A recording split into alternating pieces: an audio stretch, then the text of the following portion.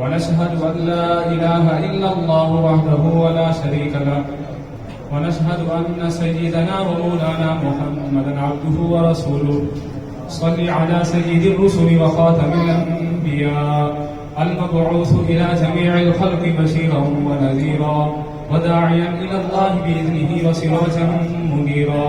أما بعد فأعوذ بالله من الشيطان الرجيم. بسم الله الرحمن الرحيم. لقد من الله على المؤمنين إذ بعث فيهم رسولا وقال النبي صلى الله عليه وسلم لا يؤمن أحدكم حتى أكون أحب إليه من والده وولده والناس أجمعين أو كما قال عليه الصلاة والسلام.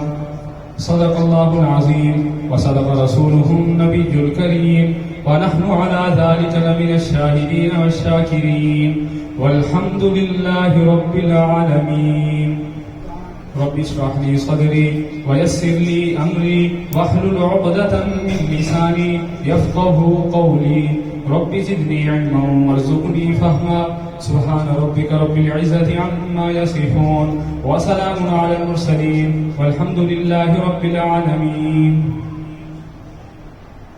اللهم صل على سيدنا ومولانا محمد وعلى آل سيدنا ومولانا محمد أفضل صلواتك بعدد معلوماتك وبارك وسلم وصل عليه. کرتاس کے چہرے پر ایک لفظ لکھا میں نے.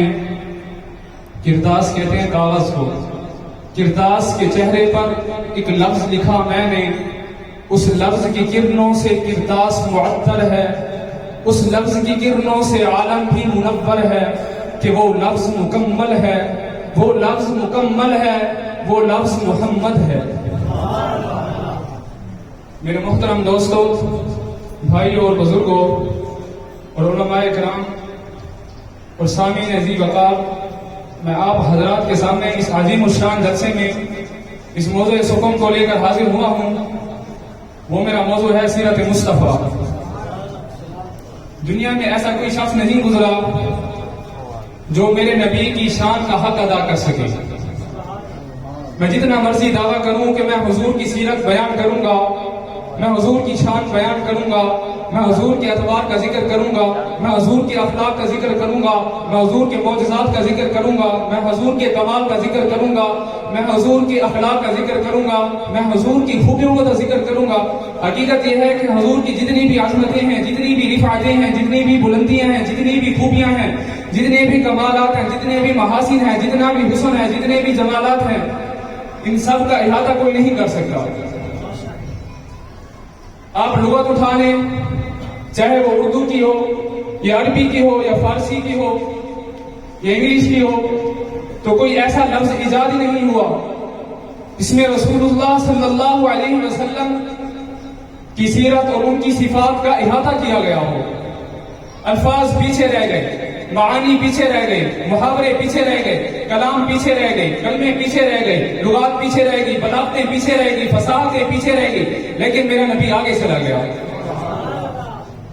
میرے محترم دوستو، مولانا مناظر حسن گیلانی ایک بہت بڑے عالم گزرے ہیں. انہوں نے ایک کتاب لکھی ہے النبی الخاتم. وہ بہت ہی جاندار کتاب ہے. سید عطا اللہ شاہ بخاری اس کے بارے میں فرماتے ہیں کہ اس کے ہر عنوان پر میں 4 گھنٹے تقریر کر سکتا ہوں. تو اپنی کتاب کی ابتدا وہ اس طرح کرتے ہیں کہ جو بھی آیا وہ جانے کے لیے آیا. حضرت آدم علیہ السلام آئے، وہ جانے کے لیے آئے. اسی طرح حضرت نوح علیہ السلام آئے، وہ جانے کے لیے آئے. حضرت صالح علیہ السلام آئے، وہ جانے کے لیے آئے. داؤد علیہ السلام آئے، وہ جانے کے لیے آئے. موسیٰ علیہ السلام آئے، وہ جانے کے لیے آئے. عیسیٰ علیہ السلام آئے، وہ جانے کے لیے آئے. لیکن آخر میں آمنہ کا در یتیم، سید الانبیاء والمرسلین، احمد مصطفیٰ، محمد مصطفیٰ، محمد پیغمبر، حامد پیغمبر، محمود پیغمبر، تاسیم پیغمبر، طٰہٰ پیغمبر، یاسین پیغمبر، مزمل پیغمبر، مدثر پیغمبر آخر میں تشریف لائے. جب آئے تو آتے چلے گئے، پھیلے تو پھیلتے چلے گئے، بڑھے تو بڑھتے چلے گئے، بلند ہوئے تو بلند ہوتے چلے گئے. کیونکہ خود قرآن نے فرمایا ہے وَرَفَعْنَا لَكَ ذِكْرَكَ کہ ہم نے آپ کے مقام کو، آپ کے مرتبے کو بلند کر دیا. یوں نہیں فرمایا کہ ہم آپ کے مرتبے کو، آپ کے مقام کو بلند کریں گے، بلکہ فرمایا بلند کر دیا. اگر یوں فرماتے بلند کریں گے، اس میں انتظار کرنا پڑتا، الانتظار اشد من الموت، مصیبت، تنگی، دقت اور پریشانی ہوتی، تو اللہ تبارک و تعالیٰ نے اسے محفوظ کرتے ہوئے فرمایا وَرَفَعْنَا لَكَ ذِكْرَكَ، ہم نے آپ کے ذکر کو بلند کر دیا، آپ کے مرتبے کو بلند کر دیا، آپ کے مقام کو بلند کر دیا، آپ کی شان کو بلند کر دیا۔ لہذا اس سے معلوم ہوا کہ آپ کے نام سے بہتر کسی کا نام نہیں، آپ کے اخلاق سے بہتر کسی کے اخلاق نہیں، آپ کے حسن سے بہتر کسی کا حسن ہی نہیں۔ اگر یوں کہوں تو بے جانا ہوگا، حضور جس رات میں آئے وہ رات اور راتوں سے اعلیٰ، جس دن میں آئے وہ دن اور دنوں سے اعلیٰ، جس ہفتے میں آئے وہ ہفتہ اور ہفتوں سے اعلیٰ، جس مہینے میں آئے وہ مہینہ اور مہینوں سے اعلیٰ، جس سال میں آئے وہ سال اور سالوں سے اعلیٰ، جس گھر میں آئے وہ گھر اور گھروں سے اعلیٰ، جس علاقے میں آئے وہ علاقہ دوسرے علاقوں سے اعلیٰ، جس شہر میں آئے وہ شہر اور شہروں سے اعلیٰ، جس ملک میں آئے وہ ملک اور ملکوں سے اعلیٰ، اور جس جگہ آپ آرام فرما ہے وہ جگہ تمام جگہوں سے افضل، وہ تمام جگہوں سے اعلیٰ۔ نبی کا چہرہ بھی اعلیٰ، نبی کی داڑھی بھی اعلیٰ، نبی کا لباس بھی اعلیٰ، نبی کا جسم بھی اعلیٰ، نبی خود بھی اعلیٰ، اور اعلیٰ کے ساتھ جو لگتا گیا وہ بھی اعلیٰ بنتا گیا، آپ کے اصحاب بھی اعلیٰ، بنات بھی اعلیٰ، ازواج بھی اعلیٰ۔ میرے محترم دوستو، میں نے آپ حضرات کے سامنے جو آیت تلاوت کی ہے تو اللہ تبارک و تعالیٰ اس میں فرماتے ہیں اے مومنو، ہم نے تم پر احسان کیا، اپنا نبی بھیج کر تم پر احسان کیا۔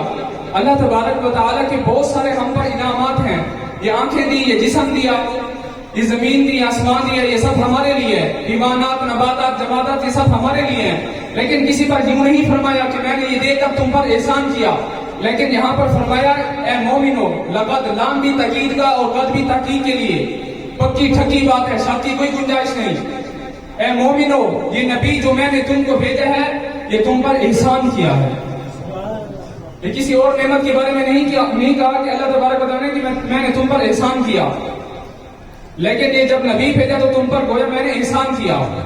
اور جو میں نے آپ حضرات کے سامنے حدیث پڑھی اس میں حضور فرماتے ہیں، مبارک مفہوم ہے کہ تم میں سے کوئی شخص اس وقت تک کامل مومن نہیں ہو سکتا، ایمان والا ہو ہی نہیں سکتا جب تک اپنی اولاد اور اپنے باپ اور تمام لوگوں سے زیادہ مجھ سے محبت نہ کر لے، اس وقت تک کامل مومن نہیں ہو سکتا۔ تو لوگ تین قسم کے ہوتے ہیں، ایک چھوٹے ہوتے ہیں اور دوسرے بڑے ہوتے ہیں اور تیسرے جو ہے برابر کے ہوتے ہیں۔ تو اس حدیث میں حضور فرماتے ہیں ان تینوں سے زیادہ جب مجھ سے محبت نہیں کرو گے تو تم کامل ایمان والے نہیں بن سکتے۔ اور محبت کی تین قسمیں ہیں، محبت طبعی، محبت عقلی اور محبت ایمانی شرعی۔ اگر اس کی تفسیر کروں تو اس کے لیے بہت سارا وقت درکار ہے، اپنی بات کو سمیٹتے ہوئے کہوں گا کہ حضور صلی اللہ علیہ وسلم نے جو یہ فرمایا ہے اس میں تینوں محبتیں مطلوب ہیں، چاہے وہ محبت عقلی ہو، چاہے محبت طبعی ہو، چاہے محبت ایمانی اور شرعی ہو۔ یہ تینوں محبتیں جب حضور سے ہوں گی تو پھر انسان کا ایمان کامل ہوگا۔ اس کو روایت کرنے والے حضرت انس بن مالک ہیں۔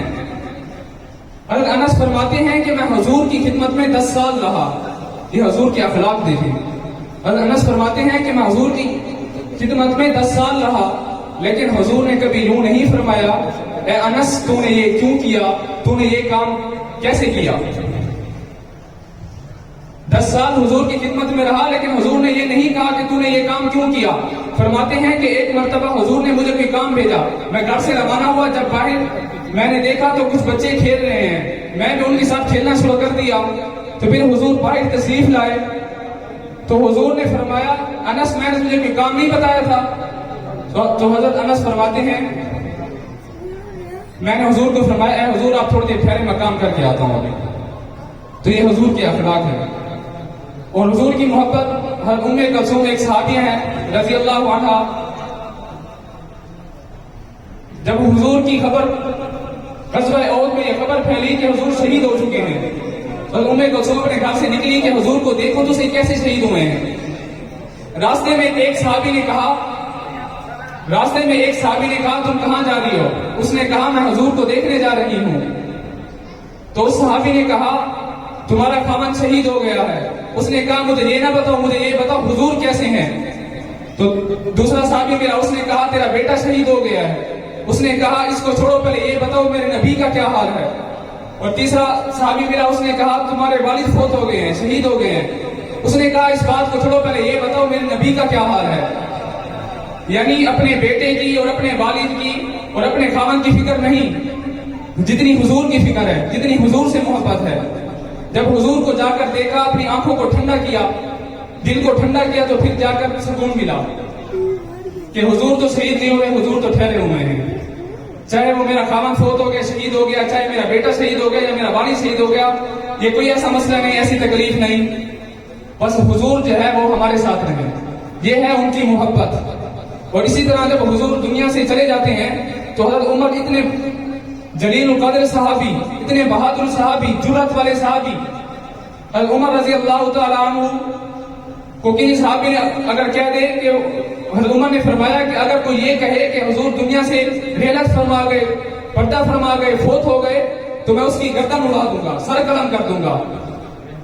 یعنی اتنے جلیل القدر صحابی، بہادر صحابی ہونے کے باوجود حضور کا غم، حضور کے جانے کا غم جو ہے برداشت نہیں ہوتا۔ اور حضرت عثمان رضی اللہ تعالی عنہ اتنے بڑے صحابی ہیں کہ حضرت عمر رضی اللہ تعالیٰ عنہ کے پاس جاتے ہیں اور جا کر سلام کرتے ہیں۔ ایک مرتبہ سلام کرتے ہیں، دوسری مرتبہ سلام کرتے ہیں، پھر تیسری مرتبہ سلام کرتے ہیں۔ حضرت عثمان رضی اللہ تعالیٰ عنہ کو خبر ہی نہیں ہوتی کہ مجھے سلام کر رہا ہے یا کوئی نہیں کر رہا۔ حضور کے غم کی وجہ سے اتنا پریشان ہے۔ اور جس طرح اپنی بات ختم کرنا چاہوں گا کہ جس طرح اللہ تبارک و تعالیٰ پر ایمان لانا ضروری ہے کہ اللہ تبارک و تعالیٰ واحد لا شریک ہے، اسی طرح نبی اکرم صلی اللہ علیہ وسلم پر ایمان لانے کے ساتھ ساتھ یہ بھی اس پر بھی ایمان لانا چاہیے کہ حضور صلی اللہ علیہ وسلم آخری نبی ہیں، کیونکہ خود قرآن کہتا ہے ما کان محمد ابا احد من رجالکم ولکن رسول اللہ وخاتم النبیین، کہ اب اس کے بعد کوئی نبی نہیں آ سکتا۔ دجال اور کذاب تو آ سکتے ہیں لیکن نبی نہیں آ سکتا۔ اگر میں اتنا ہی کہوں گا، جو ہو دجال ان کو میں خدا کہہ دوں یہ مشکل ہے، جو ہو کذاب ان کو میں انبیاء کہہ دوں یہ مشکل ہے، جو ہو دجال ان کو میں خدا کہہ دوں یہ مشکل ہے، جو ہو کذاب ان کو میں انبیاء کہہ دوں یہ مشکل ہے۔ مجھے زنجیریں پہنا دو یا سولی پہ لٹکا دو، مگر میں رہزنوں کو رہنما کہہ دوں یہ مشکل ہے۔ واقع دعوانا الحمدللہ رب العالمین۔